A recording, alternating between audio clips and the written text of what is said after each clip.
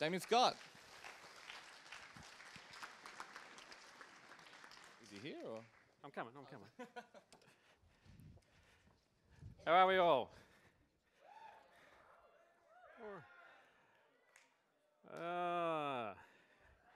You guys look a little familiar. Stand up if you know who I am. Oh, actually, I should stand up if I teach you. Now, this is different from me schooling you. This is something completely different, but there's three of you. All right. I was hoping that there wouldn't be any, but you guys will just have to suffer through. You can sit down now. I might call on you if I need stuff. Hang on. Now, there's my desktop. We don't know much about me. I presume, how many of these people here right now haven't been to Games Camp before? So, is that half? Yeah, we'll go with half. That's good. So, I'm hoping that you guys haven't heard anything about this thing called Bane of the Sith. You have? Excellent. Well, first of all, I'll introduce myself properly. My name's Damian Scott. This is actually my fourth appearance at the Computer Games Boot Camp. I love it. I'll keep coming back as long as Andrew will have me. And in fact, this year was actually motivation to get off my ass and do a little bit more work on Bane of the Sith. So that's been a good thing. Now, I'm going to throw to the video pretty soon for those of you that haven't seen it or know what the hell I'm talking about. But essentially, I actually was very enthused to hear that we've got a couple of Unreal developers in the crowd. This is your opportunity to show me how many. And that includes you three in my class, because I teach you Unreal. All right, we've got a few. How many have thought about it and gone, oh, it looks a bit too complicated? Yeah. I mean, I'm very impressed with the amount of programmers. There's quite a few of you guys in the crowd, yeah? Yes. There was. I can't program to save my life. Never learnt. So I have a lot of respect for people who can do it. I'm actually probably more classed as an artist these days, probably a little more closer to what we call a technical artist. The company that I run, you might not have heard of it. We don't tend to do a lot of well, let's be honest, we don't do a lot of work because we're not kind of interested in, I guess, I don't know if competing is the right word. There's only two of us at this stage. We had about 10 at a previous stage. You may have heard that the Australian industry has kind of had a bit of a dip. If you haven't, it's on the rebound. It's going pretty well. But basically, you know, these things tend to run on the energy and the will of the people that are in the company. So that left me and a buddy of mine, who coincidentally is my co-conspirator and collaborator on this project. And, you know, we're looking to do a few things with this particular video. First is to hone our skills. We're actually in the early stages of creating a new game at the moment that's going to be using the Unreal Development Kit. So we have hopes that it'll work very nicely on the iPhone, but we're actually going to try and release it on the PC first for free, test it out, see how it goes. But I'm not going to talk too much about that particular product. I think there might be an opportunity for me to talk about it maybe on Wednesday. I think on Wednesday there's going to be a presentation or a group of presentations where you can then go off to the Rotunda and actually follow up on those presentations. As you may have already guessed, I work as a teacher, among other things. So I kind of work as a part-time teacher, and the other half of the time I'm working on my projects for my company. At the moment I'm working with TAFE. Has anyone heard of the Vet in Schools program? Yeah. This is this nice, really nice thing that the TAFE sector does now, where you guys that are studying VCE, you can actually, you have to correct me if I'm wrong, I don't know the technical stuff, but I know that basically you can do it as part of your VCE, and you actually get a TAFE credit. So I actually teach games development, and you can do that as part of your VC now. And one of the things that we teach and teach quite a lot of is the Unreal Development Kit, because I've been using it for over 12 years and I'm pretty good at it. Hopefully I'll be able to demonstrate that when I show you stuff. And how are you going with it, boys? All right? Enjoying it so far? Good. Now, let's see what we can do. Now, guys, I'll cue this movie up now, so you might, if you want to dim those lights. I will just say this at the start of the video. It's a little, it's set in space, the first part, so you might not pick it up straight away. Let's not use QuickTime because we don't get on sometimes, me and QuickTime. We'll go to VLC. All right, now, gentlemen, I don't know if I'm getting sound through your... That's a little better. You balance it. I'll leave it go.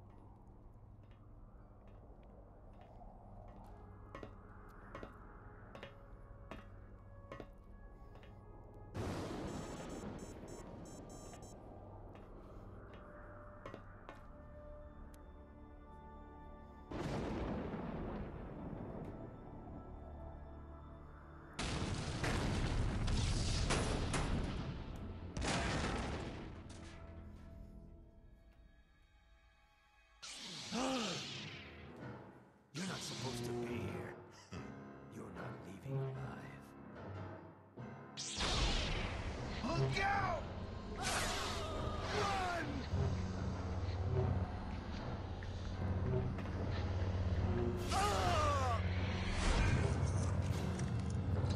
Die! After him! Don't let me get away!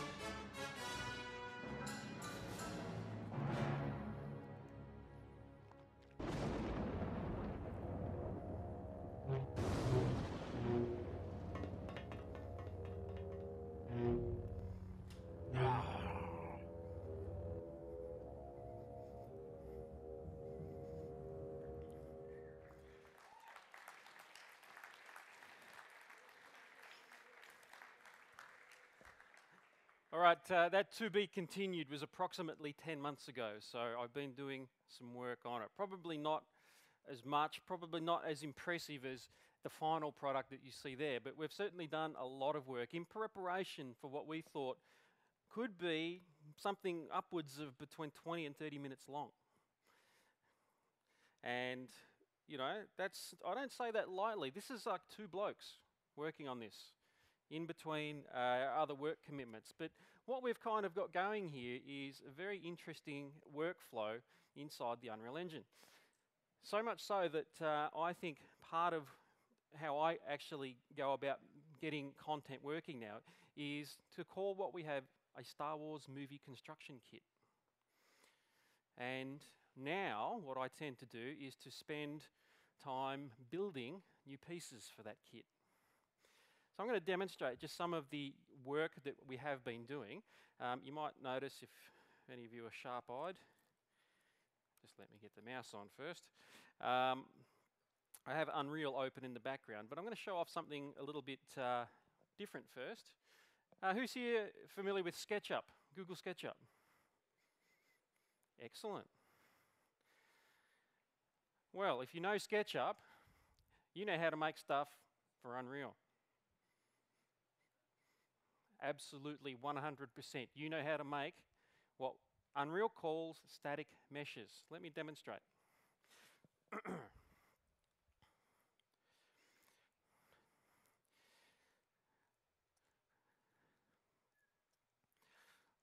So this is one of the sets. Does it look familiar from the movie?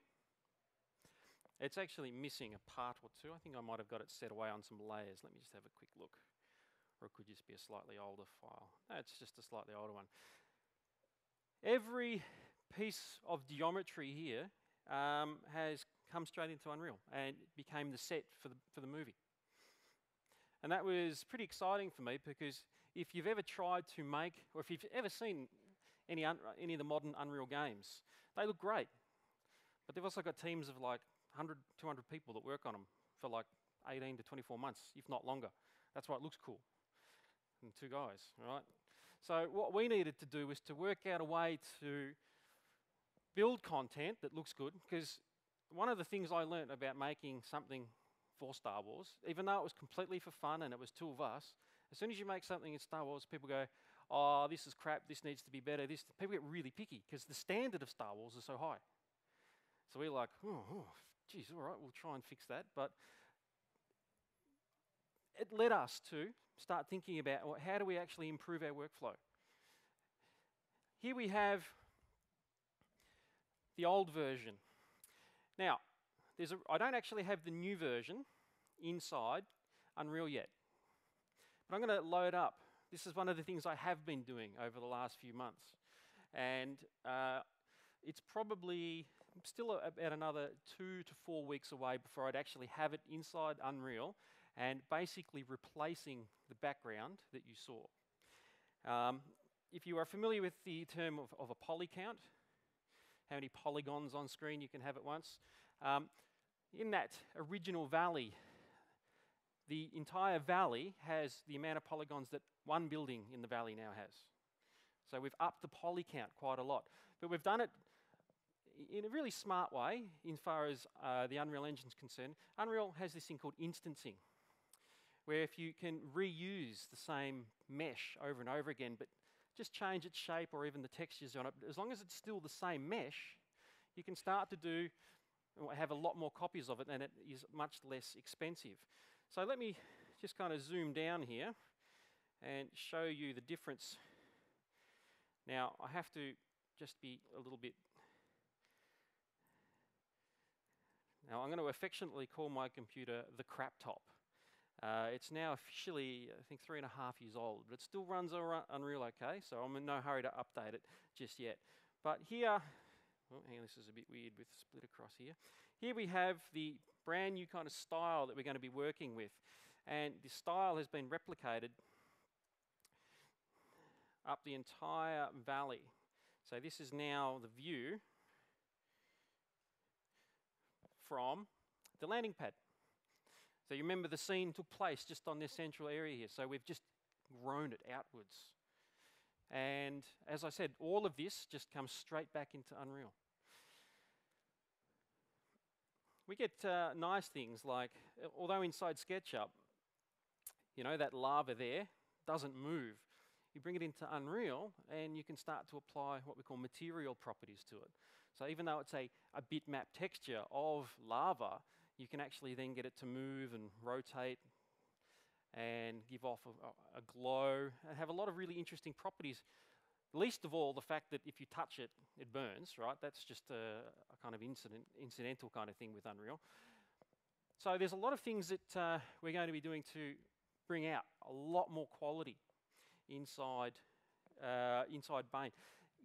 Remembering that, we've now kind of revised our goals a little bit and thought, oh, we could maybe go a little longer with this. We sort of look at something like, you guys know the Clone Wars, the TV show? Yeah, I mean, we're not going to try and do the same thing, obviously, because that's a huge team of people to do that. But Chris and I, my collaborator, we're interested to know if we can kind of aim for something like that. And the early indicators are, we've got something here that could work. So that's just a small update on the valley and all of the bits and pieces. As I said, one of the buildings here now has the same amount of polys as the original valley used to have. So hopefully, I mean, you can't really see it that well. And obviously it's not inside SketchUp itself. SketchUp doesn't really have what we call a really nice rendering engine. It just sort of renders it cleanly and as quickly as possible. But bringing that into the Unreal Engine and getting it lit properly, we're hoping it'll look really, really nice. In fact, that's my goal. You might also notice, if you've had a little glimpse at the background, is I've got a little yard here of little bits and pieces that I work on. And when I'm happy with them, they get replicated, they get brought back inside. And this is just a standard kind of artist workflow that you'll encounter as you go. The poor old laptop's starting to struggle a bit here. But in here, this is the interior of one of these buildings, and it's going to be used for a couple of shots that I'm going to be working on in the next probably week or so. Where remember the woman who jumped down and saw the ship flying past? We're going to get a little bit more information about her. That she actually belongs to a bunch of guardians that normally just sort of keep track of what goes on in the Valley of the Sith. So they're not like Sith badasses. They're still all right, but they're mainly sort of there to kind of protect the temples and make sure everything.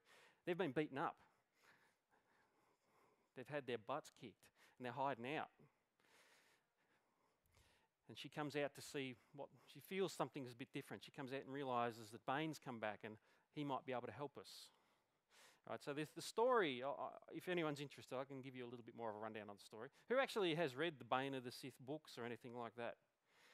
A couple of you. I haven't. We actually came up with the idea for this probably about 10 years ago, to be honest, before these books had been published. All we knew was what we'd sort of found on the web, and we heard about this cool guy called Bane, and what he did was he was the one that made the rule of two. Who knows what the rule of two is? You were the first. The master and the apprentice rule, which means only one master and one apprentice can ever be active at once. And the reason for this was in the backstory of Star Wars, the last ever battle between the Jedi and the Sith happened on a planet called Rusan, and big punch on, and only one left. One person survived, and it was Bane. And from that moment on, he thought, well, how are we going to get out of this cycle? Because whenever we go and fight with these guys, it's just we're mutually killing each other. How are we going to kind of break away? And he thought, well, instead of getting bigger and bigger armies, let's go the other way. Let's work in the shadows and see if we can kind of bring them down from the inside, which, as we know, actually happens in Star Wars. So he was the guy that kind of originally brought this up. And the reason that me and my buddies were kind of interested in the story way back then was because what's better than having a story where you play a bad dude beating up on other bad dudes? They're my favourite kind of ones. I like them a lot. Don't have to worry about all that moralising and stuff. You're all bad, so I don't like you, I'm going to kill you. Now, having said that, it's still Star Wars, right? We don't want to have kind of heads and stuff going everywhere. Maybe in the director's cut that I do for fun, but we can do lots. Now, we've also been working on This is just another example of some stuff. I'm going to show you some stuff inside Unreal in a moment, because we've actually, in the last few days, put together a couple of new characters, and we've actually started to animate them for the first time as well. And I'm going to show you this particular set. Whoops, let me just... So here we have an interior. How's it coming up on there? You can see it all right. So this is a tomb. And as you'll see, I've dressed it a little better inside the Unreal Engine. So there's going to be actually a lot more detail. But what I call the superstructure has been built entirely in SketchUp and just brought into Unreal. And then I dressed it up with a bit of extra stuff. So this was, again, it was just kind of, you know, a process of kind of working out how I wanted things done. And now that I'm happy with it, I can probably knock these out reasonably quickly now. So the idea of having to build more and more sets doesn't kind of secretly terrify me like it probably did 10 months ago when I said, yeah, I'll do more shots for Bane and bring it to Games Camp next year.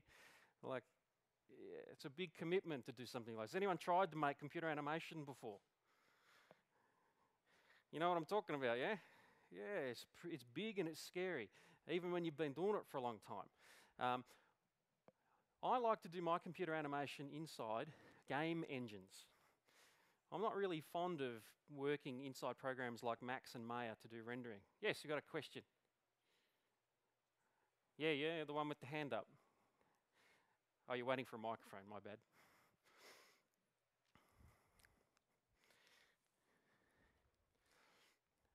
Hello? No. Hello. Yes, it's working. I kind of have two questions first. Yeah. First, how long did it take you to do in SketchUp? That's my first question. Oh, you want... Okay. Which one? Like just the meshes and so on. Well, let me say this. I work extremely quickly in SketchUp. So it's relative to how much detail you really want to put into your shot. So the last set, let me pull it back up again, you know, probably on and off, meaning not full-time work, but something like this, of this size, with all of its texturing done, yeah, probably about 2 weeks. All right, so my second question. Yep. Recently I got into a beta of a program. It runs on a game engine, and some of you might know it, Source Filmmaker. Put your hands up, yeah? What's your view on that? Well,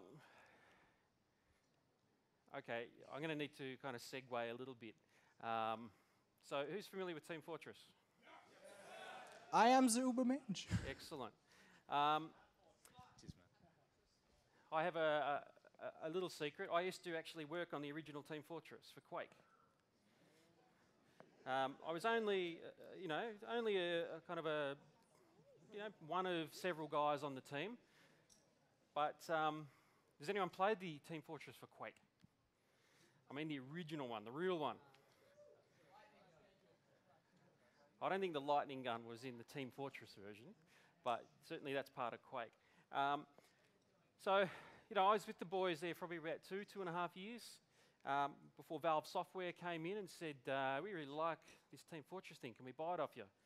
And the boys said, yeah. Right, so from there I kind of became interested in sort of starting off my own games career. So just to be clear, I wasn't really like one of the hardcore Team Fortress guys. I was actually kind of working with them to develop interestingly enough, a single player version of Team Fortress that they were interested to get off the ground. But it was, 2.5 years of their testing, helping out, and being part of that culture. So now to bring it back to your question, with this Source thing. Look, I knew it had come out, but I went to Unreal a long time ago, and I've never regretted it and never looked back. So at this stage of the game, to switch back to something like the Source engine, which is based upon basically Quake, still that kind of rendering technology. I'm seeing some stuff pop up on my Facebook feed from people posting videos that have already done stuff inside this thing. We've probably all seen the Team Fortress 2 videos of all the characters. Pretty cool, right? That's right. Right. Each one of those represents a hell of a lot of work, right? And, at this stage of the game, I don't really see, could be Source Engine, it could be the Matinee tool inside Unreal. It really comes down to what you're trying to make. And understanding, all right, I need this, and, you know, maybe Source has better, the Source Engine has, you know, works with things like Soft Image, if anyone knows that program. So, personal preference at that stage, I think. Now, let's go from here and have a quick look in Unreal and see what else has been cooking. Oh, actually, I've got something else here first. So you might remember so we're looking live inside Unreal here, and by live I mean probably 4 frames a second. Am I bugging you guys? I'm a walker, right? I just tend to walk around. If you've never seen the Unreal Engine before, right, this is how they use this tool to make Gears of War, Mass Effect, BioShock, right? This is the same tool. It's released free and updated almost monthly. They just call it UDK or the Unreal Development Kit. You can download it, anyone can, right? What you're seeing here is a piece of new animation that I'm working on. And having said that, I've probably spent no more than an hour putting this together, right?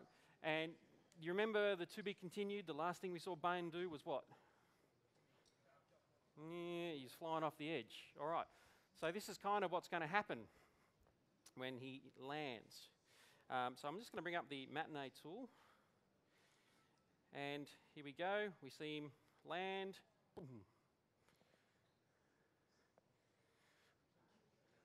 And he's going to watch that. Oh, yeah, just casually brush the shoulder there. So that's the animation, right? There's also an effect that's going to go with it. I'll just play that again because it might actually play a little better now that it's already cached in. So there he is. Oh, I pushed the wrong play button. It's done the silly play button.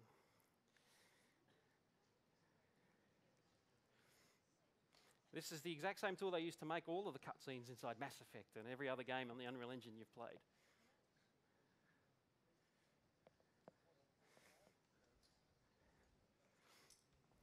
All right, now I'll show you the corresponding animation that's going to go with that.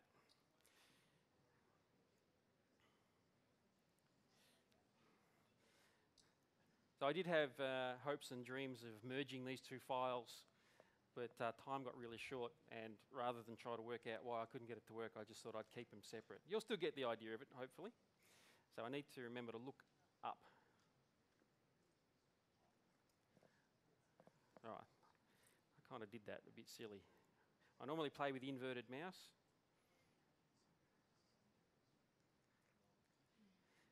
And if you can see that, they're actually leaving very beautiful, whoop, hang on, wrong way, very nice chunks inside the bridge. And then we realise, all right, that's why Bane jumped off the edge. He wasn't scared, he just wanted to lure the robots over because they can't fly like he can. So they smash and crash and, you know, so that's probably going to represent, when it's put together, probably about another 10 seconds of animation when it's finally complete. And as you may have seen with the SketchUp file, this happens down in the lower part of the Valley of the Sith. So I've actually spent a lot of time articulating that up so that it actually looks nice down there. I think all you would have seen previous was kind of like lava and some stuff. The shot wasn't very detailed. Now we get to have a heap of detail, which really kind of excites me. But, you know, I've got plenty more stuff to show. This, what I'll show you here, is one of our work files. So this should be the converted temple that you were just looking at inside in SketchUp. So it's a little dark.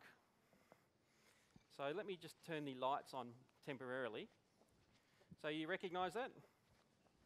All right, no fooling, that's the exact same file. Exact same geometry that came in from SketchUp. Just with all of the Unreal stuff. So I think, where were we? You know, I know you believe me, but I'm just showing off anyway, right? Get prepared to get stuck in stuff in SketchUp a lot. So there it is, right? And to bring it across, it probably took me, you know, 2 or 3 hours to bring it all across and make sure it lit nicely. Having said that, it's hideously underlit for the purposes of a presentation. But now what I've got, just to zoom in here, we've started to add some more characters. So this particular gentleman goes by the name of Zamoy. Got to have a weird, cool Star Wars name, right? So he's only in the early stages at this stage. We're still going to probably do a lot with him. Does anyone know what race he is? Yeah, but what race is it? Someone said it. Zabrak. Congratulations. My faith in Star Wars fans is renewed. That's good. Yeah, Zabrak. These guys have the horns. Apart from, I'm not sure what other, they don't tend to have a lot of hair too, I think, as a kind of natural thing. Although the female ones can. So here he is, all right? We've got another character in here. We're still kind of working on him. Some of his texturing's not perfect, but for the sake of the presentation, I thought, I'm just going to show off a bunch of stuff that we've been doing. So here is the character. Does anyone know in modelling, if you're actually making characters, what that pose that he's in is called? Yes, a T-pose. Congratulations, that's exactly what it's called. Although in this particular case, it's what we call a relaxed T-pose. So not like this, it's actually more like this. And when you're developing characters, you generally, if you're the person who's actually making the character, you will model the character, if it's a bipedal humanoid type guy, in a stance that when the next person comes along to do what we call rigging and weighting, that they put a skeleton inside that, and then when the skeleton moves, you tell all the little vertexes and the vertices that make up the 3D triangles that cover the skin will actually move with it. So we need to kind of get the guy in kind of a neutral pose before we can start adding animation. So that's why he's in that pose, but having said that, he actually has some animation on him as well. Whoops. So I officially put this little sequence together at around about 10:30 this morning. And does anyone know what time my presentation was meant to start? 11:15. I thought it was 1:30, so I shouldn't have been doing this. So this is like forbidden animation, right? Let's have a quick look. All right.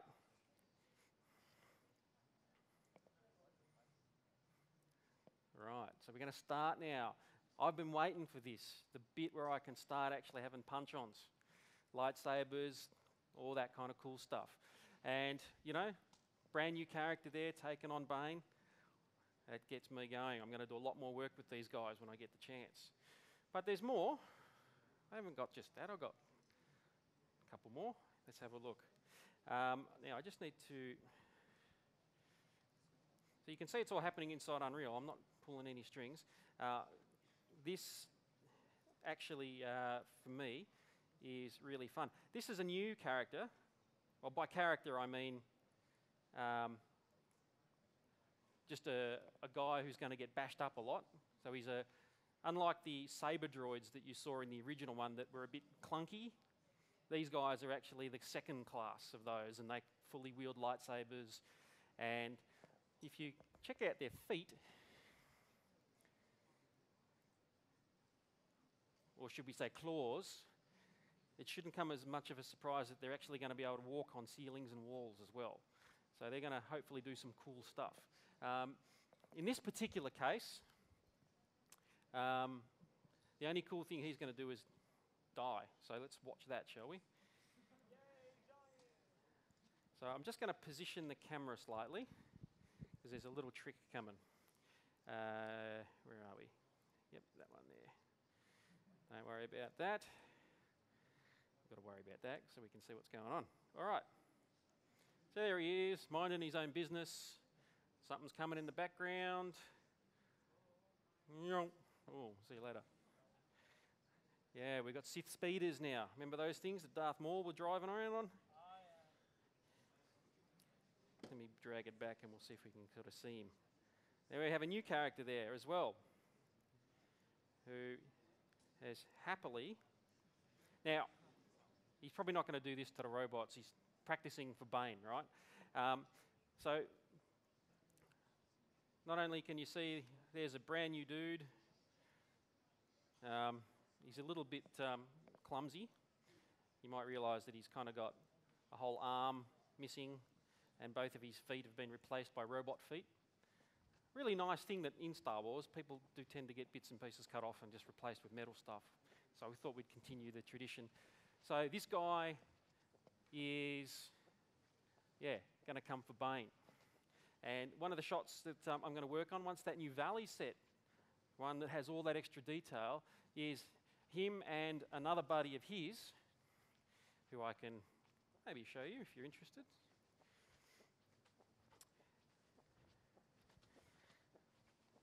Has anyone ever wanted to see a Sith Wookiee? Me too.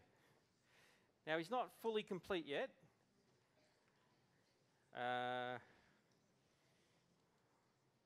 Where is he? Now, when I think of, Wookiees and stuff, they seem pretty angry, right? And, if you listen to Yoda long enough, he goes on about anger leading to the dark side and all that kind of stuff. All right, so we have an early version. So I'll probably retexture him and recolour him. But his name's Carcassa, and he's very angry. And I'm going to try and get him to do some bear hugging and some head popping or something like that. So you'll see him and the other gentleman who goes by the name of Ormus, hopefully chasing Bane down in the valley. So kind of like those classic shots where you see, hey, Gladiator was on TV a few days ago. Who's seen Gladiator? Remember the start of that when he's about to get executed? And he decides, not today. And the guy chases him down on the horse and he switches and just gets him on the way through. Well, I'm going to think of maybe a Star Wars version of that. It shouldn't be too difficult to set up now that I've got the basic animation going. Another question, yes?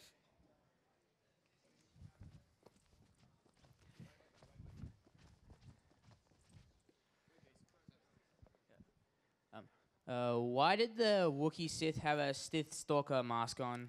Exactly. Can I rephrase it as a question? Does it look cool? Yes. That's why. Okay. It's pretty simple. We just try a bunch of things, see what works, see what looks good. And, Wookiees are pretty iconic as it is, and I thought, well, let's get a badass one in a helmet. I mean, he knows he's in for a fight. He knows he's taking on Darth Bane. But as the story of this little, 20 to 30 minute thing will go on, you'll realise that the Valley of the Sith, because all the Sith have been exterminated off on this other planet, one of the bad guy Sith who had been exiled for being too bad even for the Sith has decided to rock up because he heard they're all dead and he's trying to take over the place. Would you like to see him? Yes. Good. Now, this is particularly exciting for me because we've had this character for quite some time, but hadn't really worked on getting him in the game until we were kind of happy that our workflow was right. So this is going to be our major villain for the show. And remember, this guy was too bad even for the Sith, so they exiled him. And the first thing when he found out they're all dead, he come back because he wants to bust into the tombs. You guys know what a necromancer is? All right, raise the dead. You remember in Star Wars, there's a lot of blue ghosts that walk around? And you die and you suddenly, hey, I'm a nice fluffy ghost, like, yeah? Well, this guy knows how to make that happen against your will. He can pull your soul out of your body. And that's why the Sith said, you know what? Go do that somewhere else. So that's one of his talents. The other thing that he is quite good at is kicking ass with a lightsaber. So we were very interested in getting this guy in the game, and not only that, he likes showing off a bit too. So do I guess, but he does it better than me.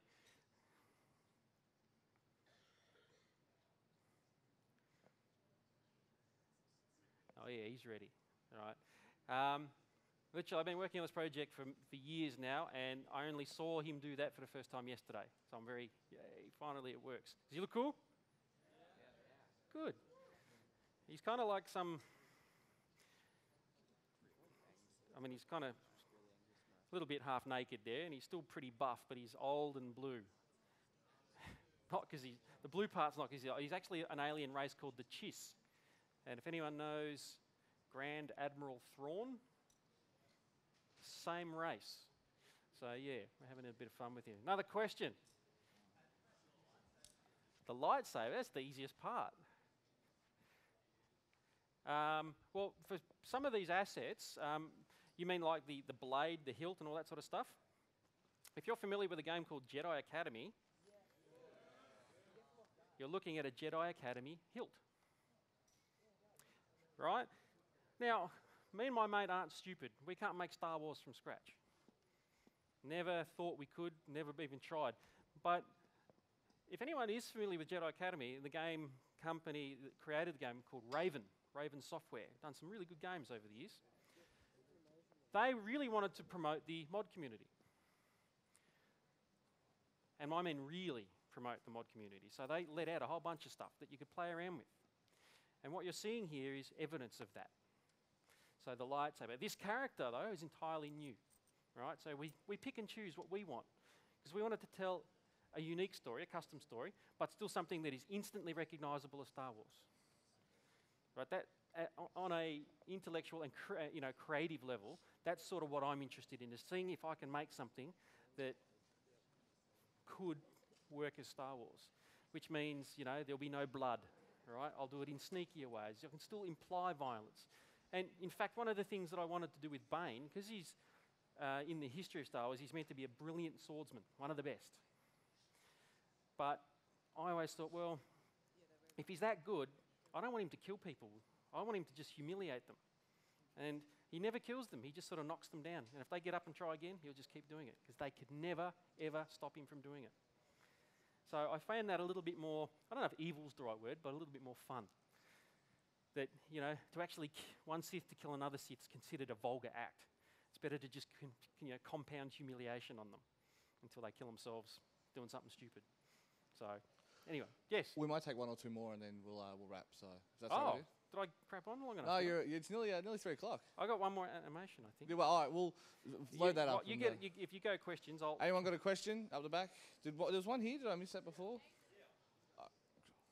This one's just a funny one. I'll just let it play. This is meant to be a family. There'll be another sister. They're called the Idris family. They're considered kind of a little bit freaky. So, as you can see, I'm quite happy with this guy here in the middle. Bald head, but he's got a nice, fun red hair ponytail out the back. So yeah, these guys work for Zoral, the guy in blue. But you'll probably see them doing more of this than anything else. Getting bashed and getting knocked up again. So, anyway, did we have a question there, Jace? Just concerning the actual story. Yes. What's your, do you plan on continuing it through to the fall of Darth Bane, with his apprentice and whatnot? Well, the problem with the story is we came up with something before all the real stuff came out a few years later. So I'm not saying we got in first. We just heard about it ages ago and wrote something, and we're going to try to stick to that. So it would always be an unofficial story. It's never going to be a retelling of something you've already read in print. So it's going to always be, but the way that I understand it is that it happens between two official acts. So we can kind of sneak it in there in the middle. So people won't get too upset, even though on YouTube people go, that's not Darth Bane's lightsaber, it's wrong. I'm like, okay, we'll fix it later, it's no big deal. It's cool that you can see Darth Bane, let alone lightsaber. Anyone else? We'll go one more in the corner over there.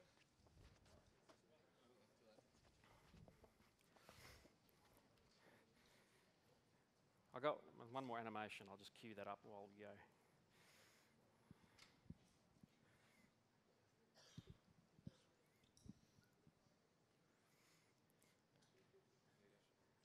So I've also got new characters here, like female priestesses, who are going to be getting into the action as well. You might notice there's a lot of the same girl there.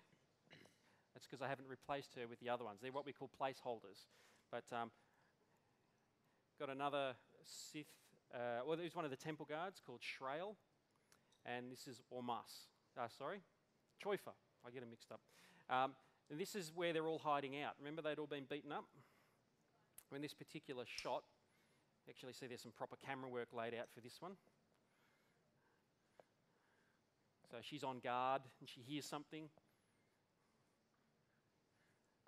So as I said, I'm just roughing the animation out at this stage and sort of getting it to work.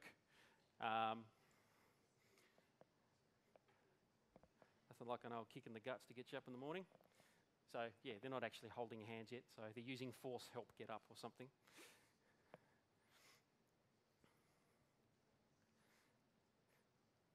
Now, in terms of the, some of the other stuff I've shown you, it's nowhere near as like awesome and exciting, but this stuff represents, I can actually start to tell normal stories where people stand around and talk and do things.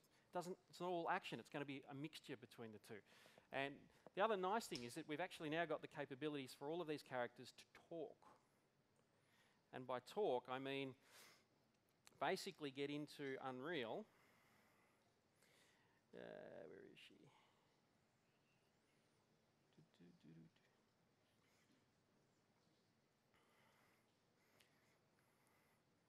Now this is a little part of the Unreal Engine called face effects. Oh, called crash face effects. Hey, you get used to that.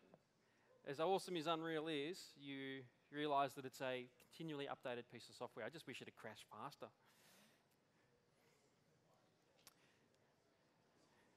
But facial animation, the ability to just get a sound file, drop it into Unreal, and then that character says it back. Automatic facial animation. But you can also then change a slider to make them smile or frown as they say it.